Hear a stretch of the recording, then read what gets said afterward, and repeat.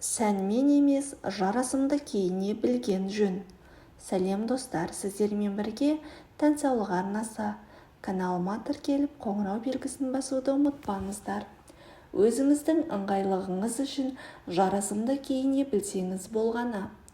Әне-міне дегенше зырылдап жаз мезгілі де аяқталуға жақын қалды. Бірақ кейбіреулер әлі де жазғы жиынтықты қарабайыр, шорты немесе кең көйлектерді қара күзге дейін үстінен тастамауды жөн көреді. Сән әлемінен хабары аздау қыз-келіншектерге қамықпаңыз. Тек қана өзіңіздің ыңғайлылығыңыз үшін жарасымды киіне білсеңіз болғаны дейміз. Алайда бұл әр адамның шешімі және қалтасына қарай киінеді. Сән әлемі біраз уақыттан бері ілгері жылжып дамып келеді. Бірақ бұрынғы сән үлгілері де қайта оралып, трендке айналып жатады. Сондай-ақ бұл кезеңде адамдар сәнді қуып қоймай, үйлесімді және ыңғайлы киімге де бет бұра бастады. Соның өзін сәнге айналдыра білді. Бұл да адамдардың ізденісінің арқасы. Қазір көбінесе адамның киіміне қарап, талғамына баға береді. Қолыңызда ақшаңыз болса, қазіргі күні киімнің түр-түрін сатып ала аласыз. Бірақ сол талғамымыз қандай? Кез келген сән саласының мамандарының кеңесіне жүгінсек, қайсысы да адам ең бірінші өзінің болмысына, дене бітіміне қарай жарасымды киіне білу керек дейді. Әр адамның өзіне лайық киіну стилі бар, өзіне не жарасымды екенін біледі. Осы жағынан қазіргі адамдардың көзі ашық. Биылғы сәндегі киім осындай деп қатып қалып, жарасымсыз киінуді азайтты. Өйткені әр жылдың тренді болғанымен адам өзіне не жарасымды екенін жақсы білу керек. Сән деген ұғым тренд немесе бренд киімдерді киюде ғана емес, талғаммен киіне білуде. Егер сәнді болып көрінгіңіз келсе, жарасымды киіне біліңіз.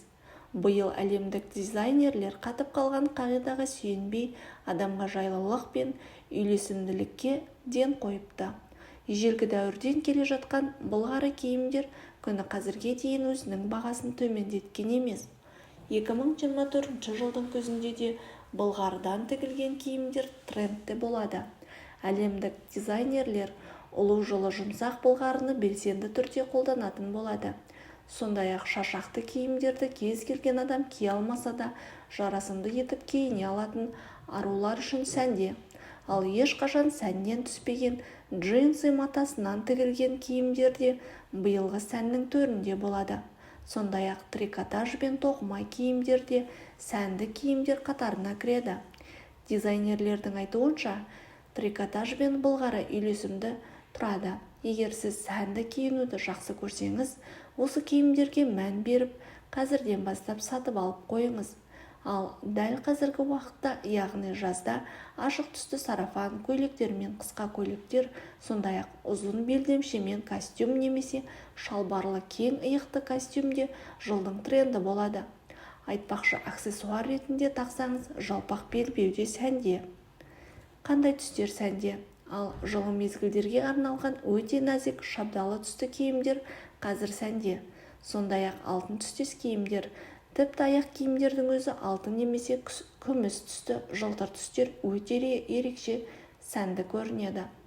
Алтын түстес сөмкелер, аксессуарлар, киімге жабыстырылған алтын түстес жолақтар да осы жылдың сән әлеміне енген. Сонымен қатар драп маталар да осы жылдың сәндік маталар тізімінде. Әлемдік дизайнерлер биыл да классикалық киімдерден айналып өтпеген. Өйткені жылдың қай маусымында болсын, классика кез келген адамды әдемі етіп көрсетеді. Бірақ әркім өзінің талғамы мен талабын ұмытпау керек дейді олар.